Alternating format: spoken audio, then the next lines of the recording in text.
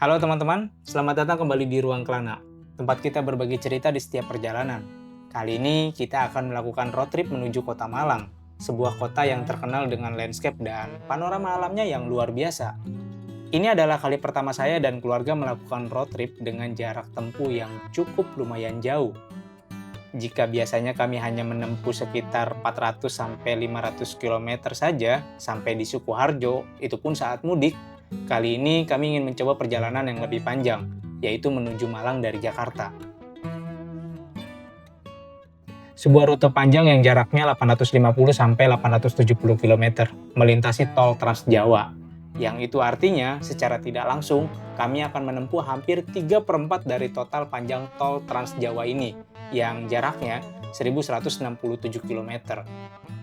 Sebuah perjalanan panjang yang bukan cuma soal jarak, tapi juga soal kesiapan, kesabaran, dan fisik yang prima di sepanjang perjalanan ini.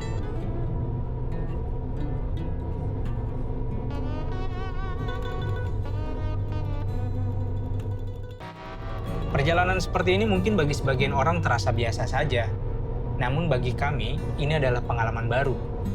Melakukan road trip seperti ini ternyata tidak semudah yang dibayangkan. Banyak hal yang harus dipersiapkan, terlebih kami membawa anak-anak. Jadi kenyamanan benar-benar harus jadi prioritas utama kami.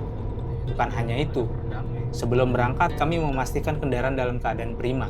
Semua komponen mobil dicek tanpa ada satupun yang luput. Kaki-kaki, ban, AC, air radiator, dan kelistrikan, semuanya diperiksa dengan teliti. Maklum, mobil kami ini usianya sudah kurang lebih 16 tahun, jadi semua komponen memang harus benar-benar diperhatikan. Jangan sampai perjalanan road trip yang niatnya buat menambah pengalaman dan liburan malah jadi kurang nyaman atau berujung masalah di tengah jalan. Kan gak enak banget ya?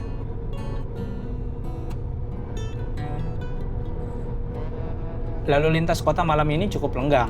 Kami berangkat dari rumah sekitar pukul 23.30 dan mengisi BBM penuh terlebih dahulu sebelum masuk ke dalam tol. Tujuannya sederhana, agar tidak terlalu sering berhenti, karena checkpoint pertama rencananya akan kami lakukan di sekitaran Cirebon, sambil menunggu waktu sholat subuh. Namun, rencana memang tidak selalu berjalan mulus. Selepas tol dalam kota, kami masuk ke tol Cikampek, dan disinilah perjalanan mulai diuji. Kami terjebak macet lebih dari 3 jam, mulai dari kilometer 30 hingga kilometer 40. Sebenarnya, sebelum berangkat kami sempat bimbang, memilih lewat jalur MBZ atau jalur bawah.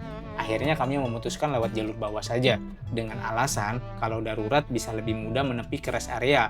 Sayangnya keputusan ini justru malah membawa kami terjebak dalam kemacetan yang panjang. Ya sudahlah, dinikmati saja, namanya juga perjalanan, ya nggak?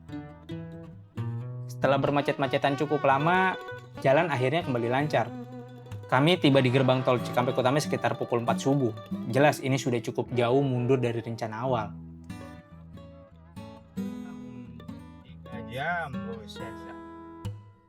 Saya udah nyampe Cirebon. Lewat bawah, lewat atas tadi aman tuh. Kan nggak ngerti. Iya, biasanya gitu.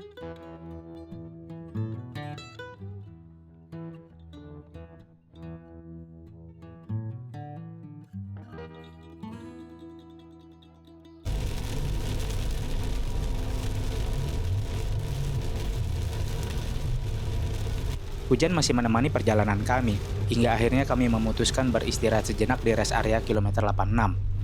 Di sini kami sholat subuh dan tidur sebentar, karena mata sudah terasa sangat berat, belum sempat tidur sejak pagi hari sebelumnya.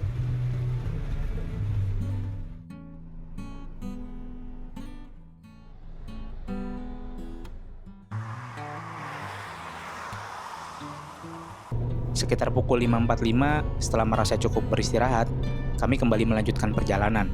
Langit mulai terang, dan gelap perlahan berganti cahaya pagi. Perjalanan panjang seperti ini mengingatkan kami akan satu hal penting. Stamina tidak boleh dipaksakan. Kalau sudah lelah, ya menepi. Kalau mengantuk, ya tidur, cari rest area terdekat. Tujuan kita jalan-jalan kan untuk senang-senang dan mencari pengalaman baru, bukan untuk berlomba dengan waktu. Manajemen waktu tetap harus ada dan harus dibuat, tapi juga harus fleksibel dan kondisional, agar perjalanan tetap bisa dinikmati tanpa beban, jadi berasa tetap liburannya. Anak-anak di bangku belakang kembali terlelap, tidurnya terlihat pulas sekali. Untuk suasana di dalam mobil, ibunya anak-anak yang pegang kendali. saya tinggal terima jadi. Yang penting satu, anak-anak harus merasa nyaman, bisa beristirahat, bisa beraktivitas selama di perjalanan. Kasihan kalau road trip panjang tidak dibuat senyaman mungkin.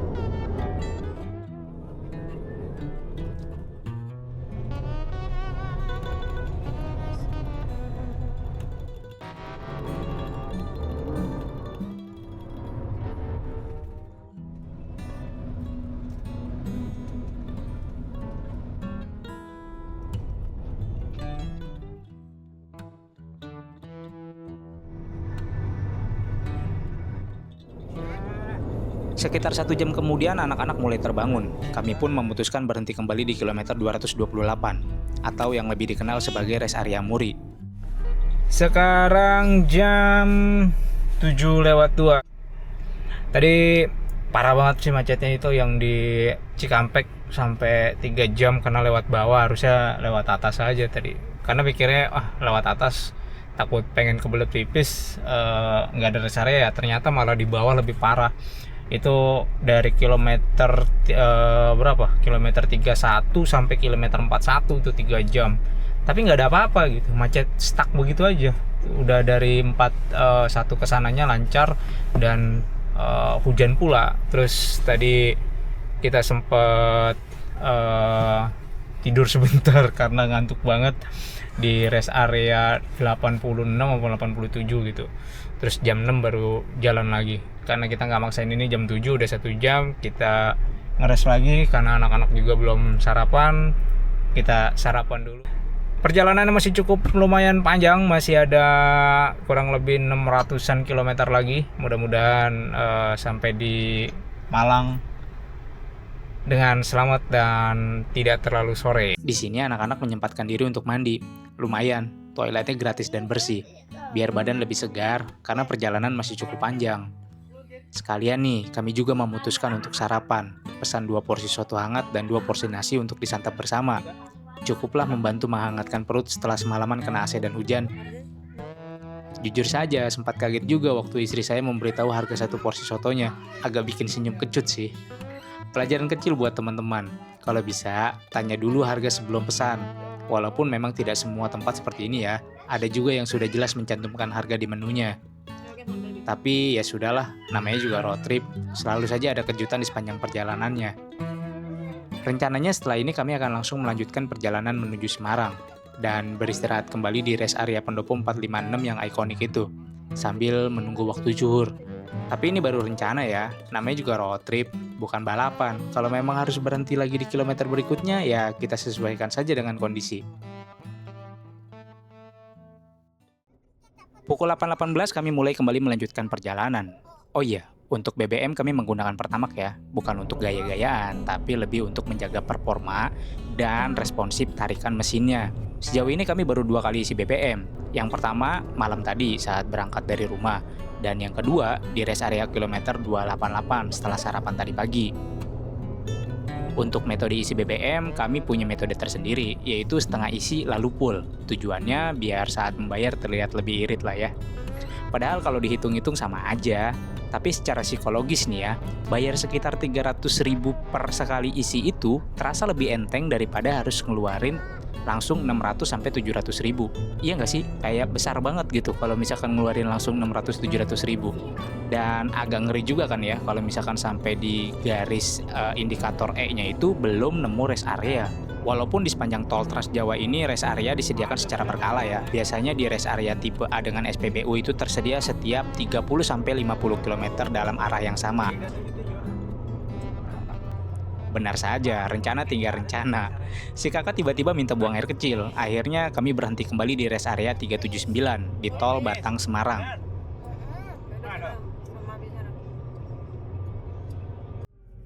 Di sini kami tidak lama. Setelah beres buang air kecil, kami langsung melanjutkan perjalanan.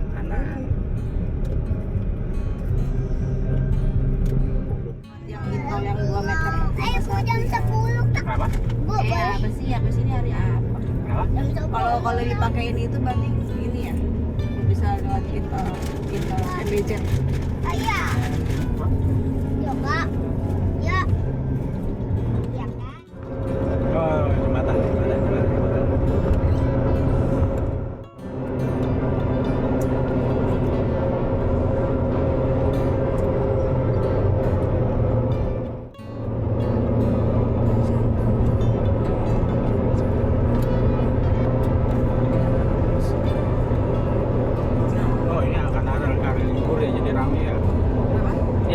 hari libur, walaupun hari biasa ini libur sekolah jadi rame.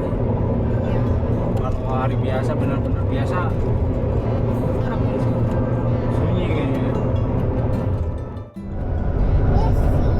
402. Sekitar pukul 10.33 kami tiba di gerbang tol Kali Kangkung di kilometer 414. Itu artinya kami sudah menempuh hampir setengah perjalanan lagi.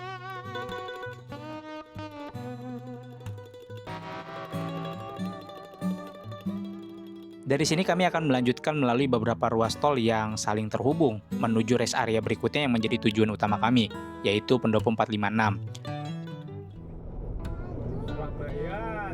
Ruas-ruas tol yang akan kami lalui antara lain Tol Batang Semarang, Tol Semarang Solo, sampai nanti kami tiba di rest area kilometer 456 yang dikenal sebagai rest area Pendopo 456, salah satu titik istirahat paling ikonik di sepanjang tol Trans Jawa ini.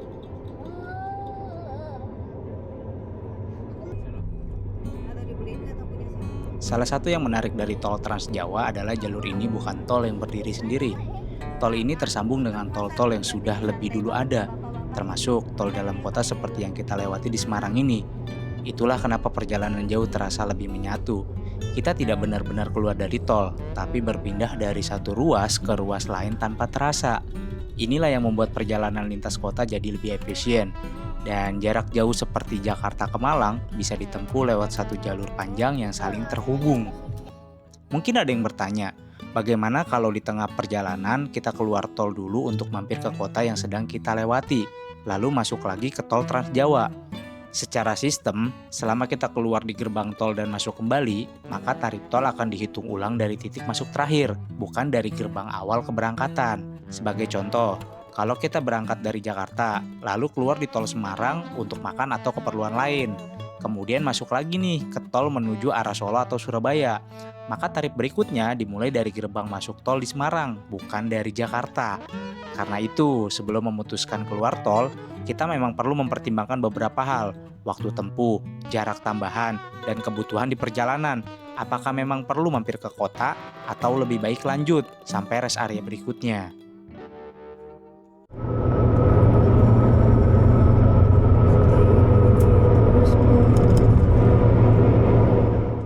Dan salah satu jalur yang paling saya suka adalah jalur jembatan di ruas ini. Kalau tidak salah, posisinya berada di sekitaran kilometer 446 sampai kilometer 448, sedikit sebelum kilometer 449.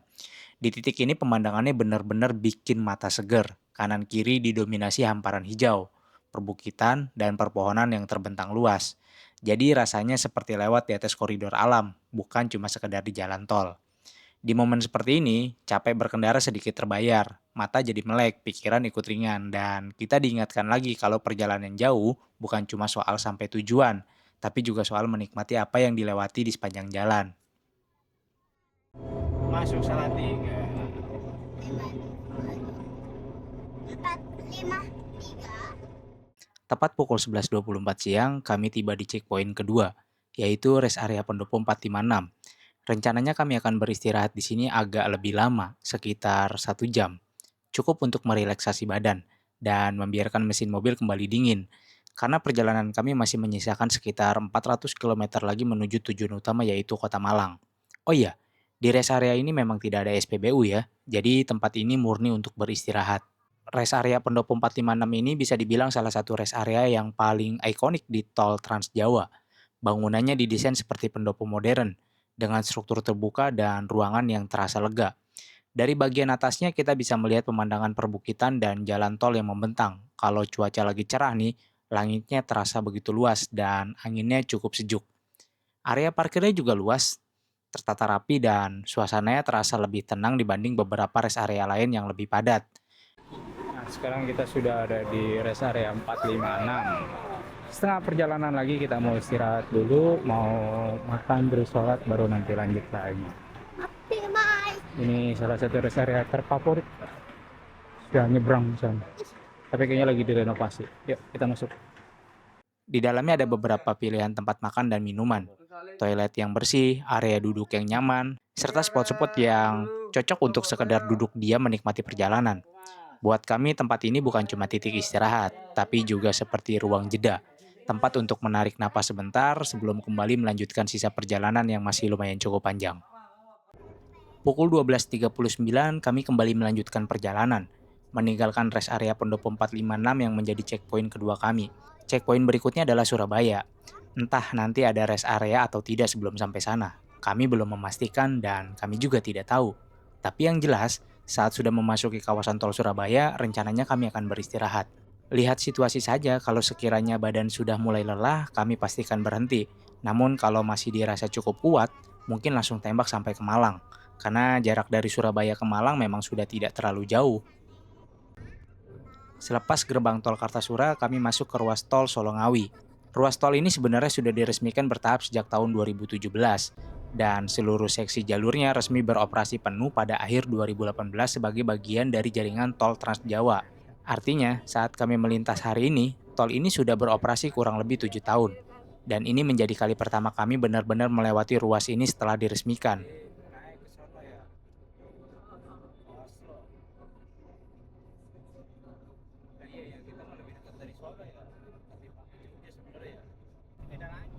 Lagi-lagi rencana hanya tinggal rencana. Kamera yang kami gunakan ternyata memorinya sudah penuh, dan istri saya tidak terlalu paham cara menggantinya. Akhirnya mau tidak mau kami menepi sejenak di rest area 519 di ruas tol Solongawi, sekalian isi BBM kembali. Berarti total kami sudah 3 kali isi BBM, dan masing-masing sekitar Rp300.000 sekali isi. Untuk total keseluruhannya nanti akan kami rincikan di akhir video ya. Sama kan? Rest area satu arah. Lagi ini di rest area berapa tadi? 5 berapa? 519 hanya untuk Kiri. ganti memori dari DJ actionnya, karena memorinya udah penuh. Kita ganti lagi walaupun dia ada memori eksternalnya, internalnya belum kita pakai. Kita pakai yang eksternalnya dulu semuanya. Wah, tempat makannya enak nih. Lah, Coba. permalaman. Oke, kurang lebih masih ada 306 km lagi, 3 jam setengah. Jadi kalau estimasinya sih nyampe sana jam 5 kurang seperempat. Tapi ngantuk. Oke, kita lanjut ya. Gas. Tol Trans Jawa ini bukan cuma soal aspal panjang yang membelah pulau. Ia seperti urat nadi yang menghubungkan kota, cerita, dan harapan. Sejak diresmikan penuh pada tahun 2018 oleh Presiden Joko Widodo, jalan ini mengubah banyak hal. Perjalanan yang dulu terasa jauh dan melelahkan, kini bisa ditempuh dengan waktu yang lebih pasti. Distribusi logistik jadi lebih cepat, mobilitas antar kota jadi lebih efisien, banyak orang dimudahkan. Namun seperti setiap perubahan besar, selalu ada dua sisi. Sebagian usaha di jalur lama harus beradaptasi. Kota-kota yang dulu ramai karena dilalui kendaraan lintas provinsi, kini tak seramai dulu. Tapi di balik semua dinamika itu, bagi kami hari ini, tol Trans Jawa adalah ruang perjalanan. Ruang untuk berbincang di dalam mobil, ruang untuk lelah dan kembali segar, ruang untuk melihat hamparan hijau, gunung di kejauhan, dan langit yang terasa luas. Kadang perjalanan panjang bukan cuma memindahkan tubuh dari satu kota ke kota lain, tapi juga memberi waktu bagi pikiran untuk tenang. Dan mungkin itulah makna sebenarnya dari jalan panjang ini.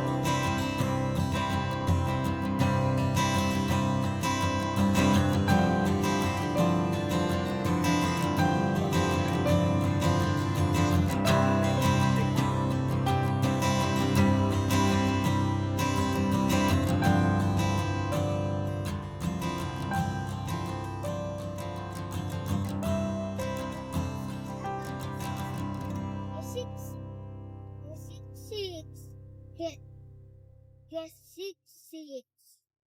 Right there. Pukul 15.26 sore kami sudah berada di wilayah Gresik, tepatnya di kilometer 728, sekitar 20 km lagi menuju gerbang tol Warugunung.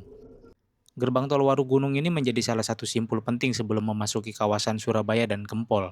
Untuk menuju Malang, kami harus melewati beberapa ruas tol yang saling tersambung, dari Warugunung mengarah ke Waru Utama, lalu ke Sidoarjo, hingga akhirnya ke Japanan sebelum masuk ke tol Pandaan Malang.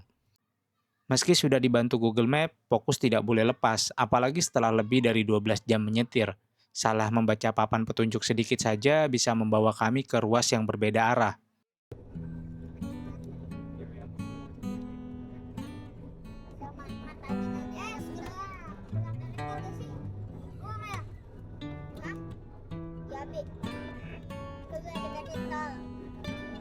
Ini masih ngomong terus sampai ke Malang baru nanti Kayak ya ini kayak fluid.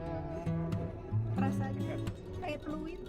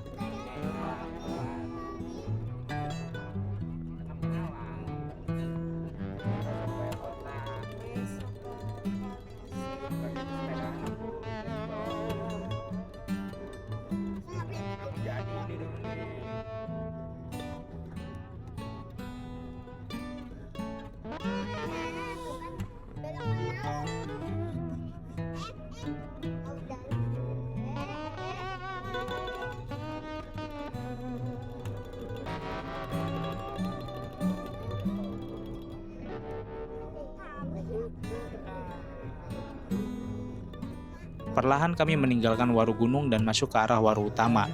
Di titik ini kami berada di ruas tol Surabaya Gempol. Suasana langsung terasa berbeda, lalu lintas terlihat lebih padat. Ruas ini memang menjadi penghubung utama Surabaya, Sidoarjo, hingga Pasuruan. Arus kendaraan dari pusat kota bertemu dengan kendaraan dari Trans Jawa. Belum lagi truk logistik dan akses menuju Bandara Juanda yang berada di koridor yang sama. Jadi wajar jika ritme perjalanan terasa lebih ramai dibanding ruas sebelumnya yang relatif lebih lenggang.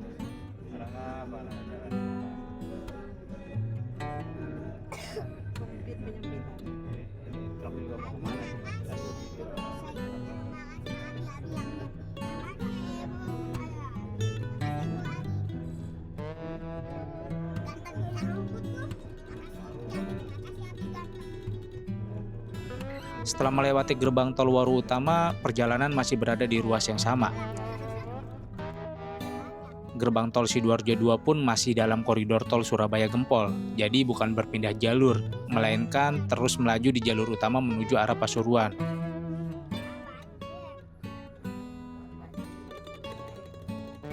Perlahan suasana mulai berubah setelah kami melewati gerbang tol Sidoarjo 2 dan mendekati gerbang tol Kejapanan. Di kejauhan siluet gunung mulai terlihat jelas. Gunung Pawitra, atau yang lebih dikenal sebagai Gunung Penanggungan, tampak berdiri gagah. Dari arah Surabaya menuju Malang, bentuknya menyerupai Semeru kecil.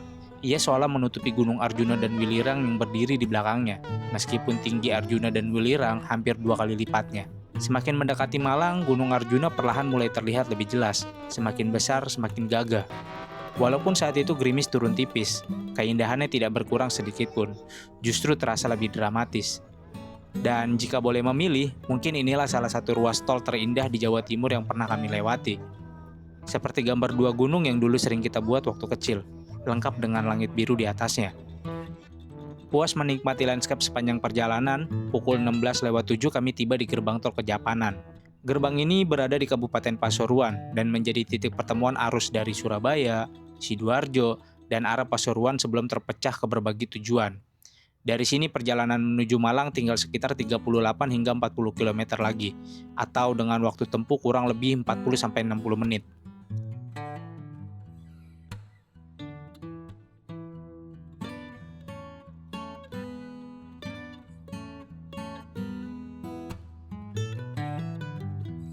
Setelah ke Japanan, kami melanjutkan perjalanan melalui tol Gempol Pandaan, yang kemudian tersambung langsung ke tol Pandaan Malang. Kontur jalan mulai berubah. Dari dataran yang padat dengan kendaraan, kini perlahan menanjak. Langit terasa lebih terbuka, suasana menjadi lebih tenang.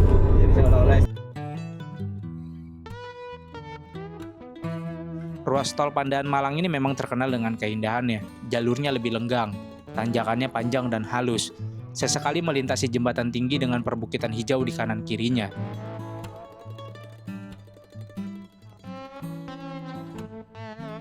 Di beberapa titik, hujan sempat turun deras. Namun di bagian lain, langit kembali cerah dengan gumpalan awan yang indah.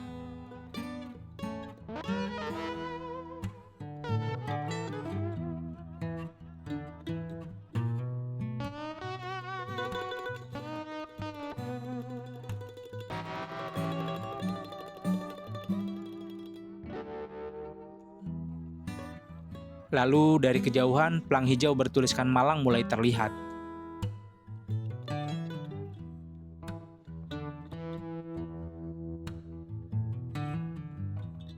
Dan pukul 17.15, kami akhirnya tiba di gerbang tol Malang. Perjalanan panjang dari Jakarta resmi selesai di titik ini. Lebih dari 12 jam di balik kemudi, ratusan kilometer tol Trans Jawa telah kami lewati. Tidak ada selebrasi berlebihan, hanya rasa lega yang tenang. Begitu palang tol terbuka dan mobil perlahan maju keluar, ada satu perasaan sederhana yang muncul. Kami sampai.